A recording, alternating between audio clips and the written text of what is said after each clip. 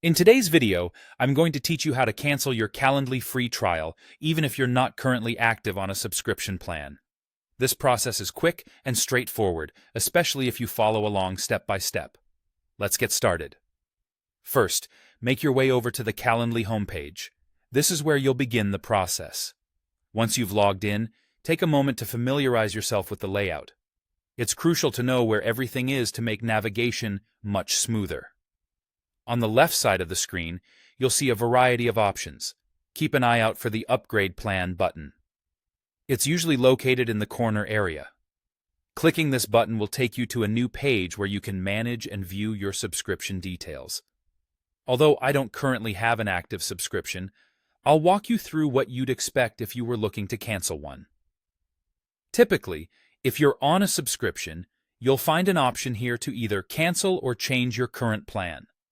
The option is designed to be user-friendly, so all the necessary instructions will be displayed once you arrive on the page. This flexibility allows for quick adjustments to your account, whether you're downgrading or completely stepping away from a paid plan. Now, why might someone want to cancel their Calendly subscription or free trial?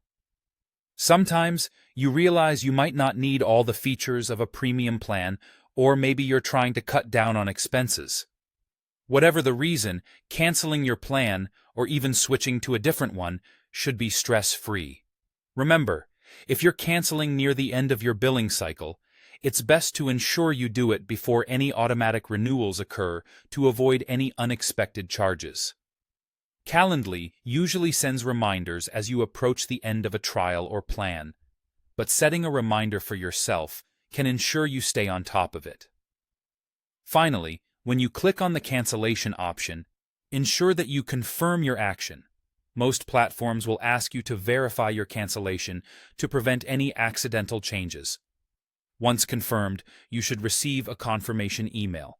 This email is your proof that the cancellation has been processed, so keep an eye out for it in your inbox or spam folder. And there you have it.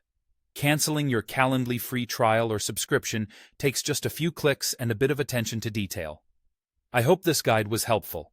Thank you for following along, and feel free to reach out if you have any further questions or need additional help with other features on Calendly.